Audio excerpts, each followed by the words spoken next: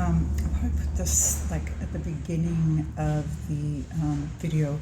I wanted to invite you to look in the down bar in the description, and I'm going to leave, just to change it up a little bit, a few songs that are in my Music I Love folder, which is, anybody can look at it. It's not private. And these are songs that I think the first one will be for the star, the second one will be for the moon, and the third one will be for the sun. So if you feel like it, if you want to, you can go to my folder, the music I love, and the first song is the first song, and the second song is the second song on the list. The third one's like kind of down a little farther. So enjoy. Hello YouTube, this is Tammy Pie, and I'm back with another video. I'm here in Kailua Kona, coming to you from the Hawaii Jiu-Jitsu Academy.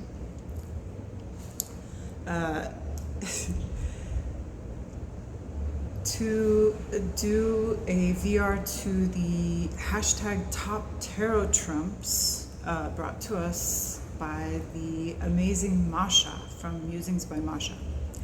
And today we're going to talk about the luminaries. The luminaries is kind of a nickname given to cards 17, 18, and 19, which are the star, the moon, and the sun. And they're called the luminaries because they're all in the sky, shining in different ways, right? So I'm gonna show you five sets. Yeah, I'll show you 5 sets, maybe 6. One of the, I'm right on the street, so there's gonna be noises, but it's substantially cooler down here. Okay. So one of the sets I'm going to show you is the from the Spirit Within Tarot, which is a deck published several years ago. I want to say maybe 6 years ago, by Stephen Bright, who is a great tarot reader and creator from England. And Stephen Bright is also a pretty accomplished graphic artist. So his deck is really very, well, this is his first deck. He has since produced, I think, 2 decks and maybe 2 or 3 books. But this is the star, which very simple, just a star. All the cards have these black silhouettes in them. There's the moon with the dog and the wolf, 2 towers, and some water for the subconscious. And there we have the sun, really nice, with this stone circle in the background. Love it. Okay, so the star. What does the star do? The star twinkles. We wish upon a star.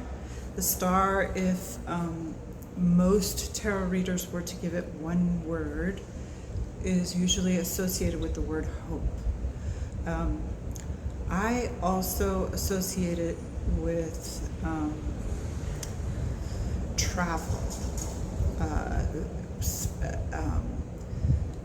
in that the stars were sometimes used to navigate for ships, or even over long, arduous land travel if you're traveling by donkey or camel or whatever.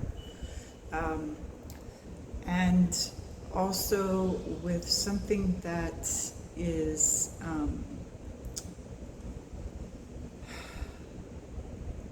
something that takes a long time to get there, because the light of a star travels for thousands, millions, billions of light years, and in some cases the star is burnt out before we ever see the light. So the star is,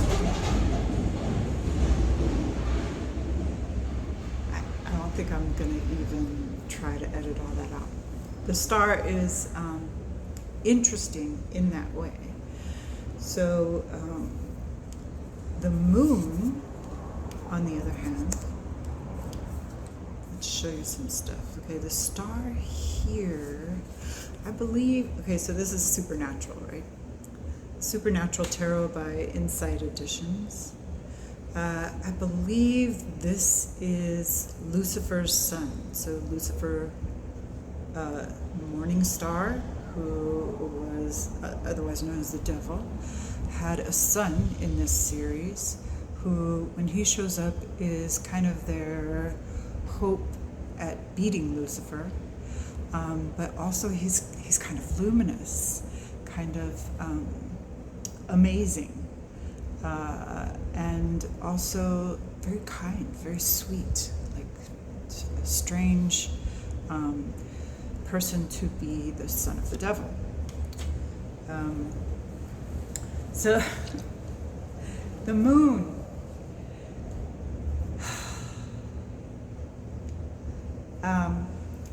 The moon I associate with cycles. The moon is also a reflection. Its light is generally, supposedly it does have some of its own light, but its light is generally a reflection of the sun's light. And the moon also tends to obscure shapes and maybe give us a different impression of what we're seeing. So when people associate the moon with being afraid, it's because generally we are daytime creatures as humans. Not all of us. A lot of tarot readers are actually night creatures. When I was young, very much a night creature. But things look differently in the moonlight, and so sometimes it is associated with fear. This Supernatural moon card is, he's kind of a Loki creature. He's actually several different people throughout the series. It's a long series. But he is a shapeshifter at some point, and so he changes quite a bit. This is actually a really good one to be the moon card, because sometimes he's good and sometimes he's not so good. So that dual thing that's happening with the moon is kind of important when we're looking at the moon card. The sun. The sun is our brightest luminary. It is the thing that keeps us warm, the thing that brings us life. The sun is, if there was one word that people usually associate with the sun, it's truth, right? And the truth, although it sounds like a great thing, can sometimes be painful. It can be very hard to face the truth.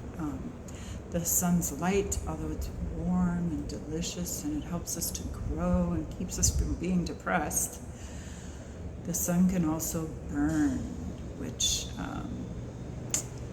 here in Hawaii, where there are beaches and very bright, very intense sunlight, is something that is quite true. And this sun in the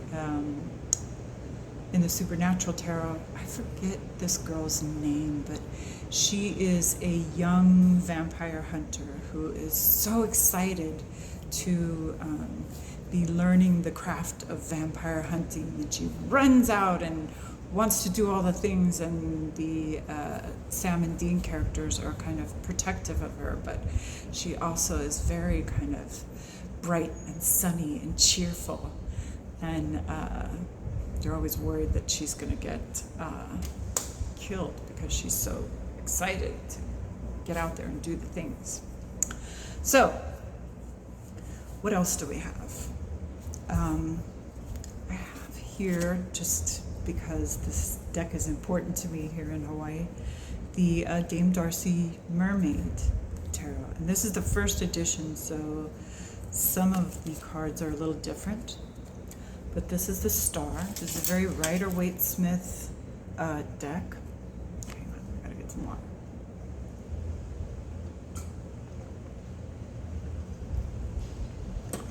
And like the RWS, there is the big 8-pointed star here in the middle, but also there are the 7 other stars, which I believe are supposed to be the 7 planets, like the ones that they knew existed back in the 1500s or whenever people started doing tarot decks, right? So that's, I think, like the Sun, the Moon, Mercury, Venus, Mars, Jupiter, and Saturn. That's going to be my guess. This Moon card was later changed, but I really love this Moon card. I like that she's kind of this lobster or crawfish character. I like the rising out of the water. It's her. I like this kind of watercolory business and the lighthouses, and the wolf and the dog are actually just 2 wolves, right? And they kind of, in the shadows, you might think that these were just rocks, right? Yeah. And then the sun. Look at this bright, sunny sun. And the mermaid riding on a seahorse on top of the wave. It's just really cool. So, motorcycles, trucks, garbage trucks. Where we are is what's called the industrial area, and you can tell. Okay, so I'm also going to show you one of my newest decks, which is Buffy the Vampire Slayer. And as I've said before, I finished watching the whole 7 seasons, so I'm pretty familiar with these now. When I first got it, I wasn't. But if you watch those series, you too can read this quite well. So this is Kendra, and Kendra is I think a Jamaican vampire slayer who is activated when Buffy dies. And Buffy dies, I think in some battle or another, but they bring her back. So when Kendra comes, Buffy's still there, and it's very confusing for her. But she is interesting because she kind of comes from a different place. So she's a very different kind of vampire slayer. When she shows up, she's amazed at all the things that Buffy knows, because Buffy lived a regular life rather than being raised a vampire slayer. They also show the stars, and here there are 7 stars. And I guess this is meant to be the crawfish because it's rising from a grave. There are a couple of different towers in the background. So that's pretty cool.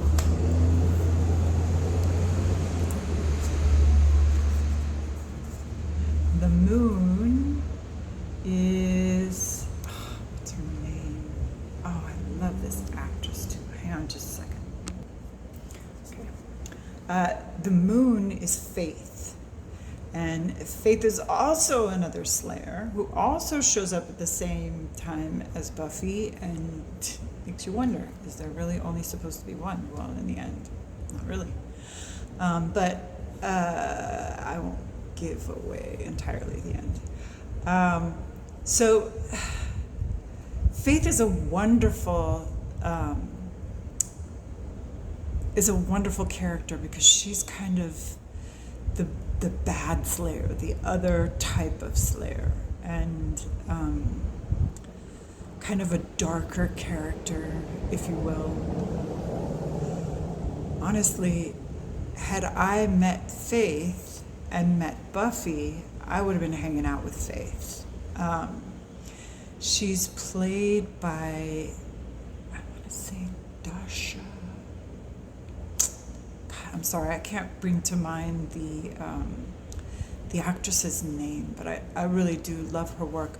She actually is, to me, a better Slayer because she has a little more of that gymnast talent. She has a little more of that martial arts talent than I think the actress who played Buffy did.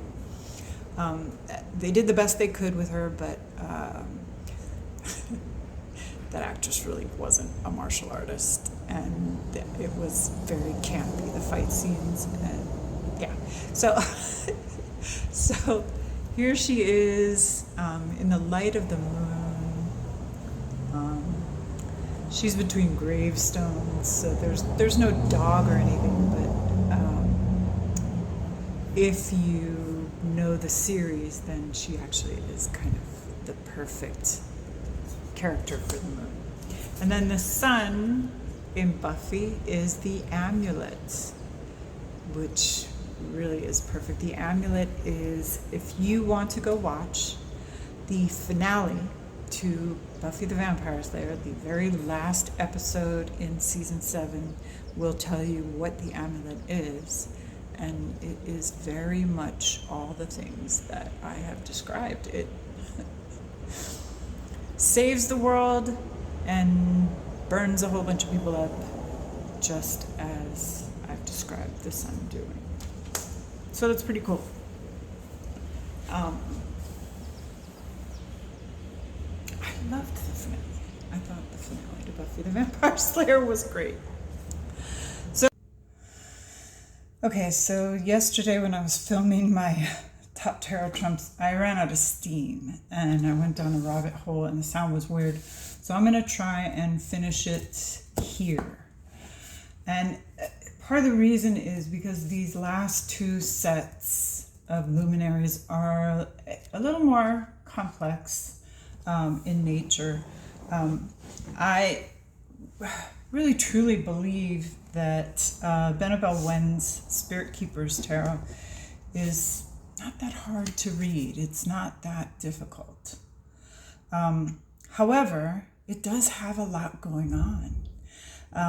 In the Star card, which she's renamed the Healer, and the subtitle here is Gifts of the Spirit,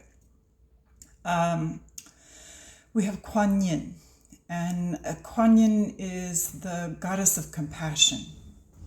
You still have your 8-pointed star. You've got your 7 luminary. Is it 7? Or sometimes there's only 6. No, she's got 7. Okay, and the waters she's pouring, these are meant to be an elixir of compassion. And in fact, in the Book of Maps, Benabel gives us it's like a prayer, a meditation of compassion. Let's see, what else is there to tell about this? This is a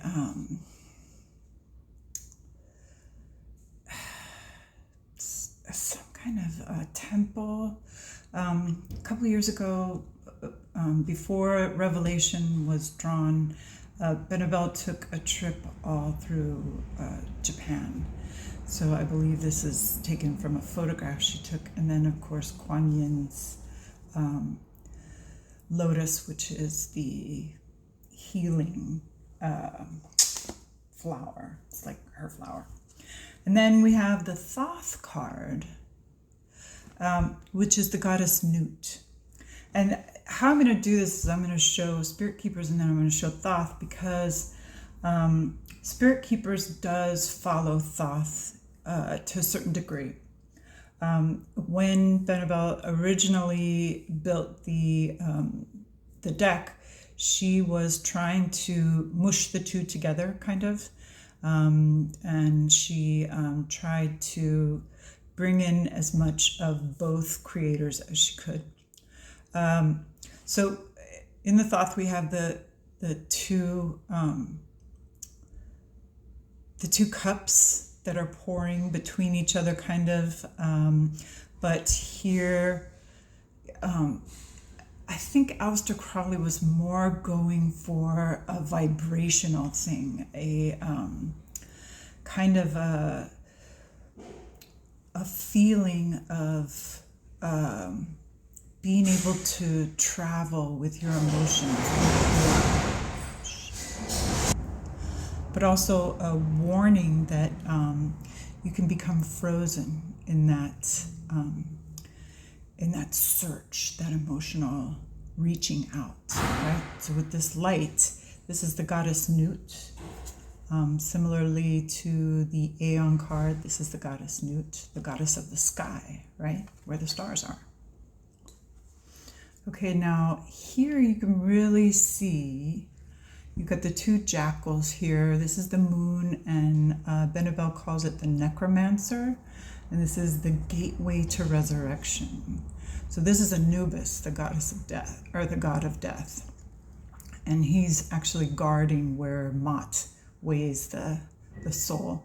And this scarab is similar to your usual crayfish that's coming out of the water between the two dark and light pillars that's in the RWS. Now in the Thoth, we've got Anubis, but it's mirrored, right? And there's your scarab. This is actually a death beetle, and he's carrying the sun. So through this narrow pathway is enlightenment, right? But also, and this is going down a rabbit hole, like I said yesterday, I kind of lost it, but this being the male parts, this is the female parts. So, yeah. And through this travels both death and life. So it's a very mysterious place, right? I recently experienced my daughter giving birth. So she actually brought a life from another world through her yoni, right? Amazing stuff. All right, then we have the sun. And here, Benabel calls it the warrior. This is the master of mystic light. So she's got kind of pictured here in the back. This is the temple to Sol Invictus, which is the invincible sun. We have all the 12 signs. We've got the 7 planets. And there's a whole lot more going on here. This is the goddess Victory, or Nike in the Greeks, Victoria, sorry. So Sol Invictus, invincible sun. I did want to show you the Thoth. And here you can kind of, you see all the 12 zodiac signs, because this, as the sun goes around, we hit all the signs, right? Which are actually 13, real sky, hashtag real sky. But anyway, and so here are 2 little boys, right? So why do we have the little boy on the horse? Okay, well, if you look here at the Fool card in the Thoth, you have here 2 little babies. And these are Horus and Seth, the sons of Iris and or Isis and Osiris. Okay, and this is when they're just born. And here in the Lovers card are the twins again, but they've become different, right? One is light, one is dark. One is the god of light, and one is the god of darkness. And those are, what are they called? Horus and Seth, right? So they're farther apart. They're actually kind of battling here. And then in the sun, they've come back together. They now are friends again, okay? So that's where I'm gonna leave you. I don't wanna go through another rabbit hole because it got to be too much yesterday, and with all the trucks and everything, and we got judo class. So thank you for coming.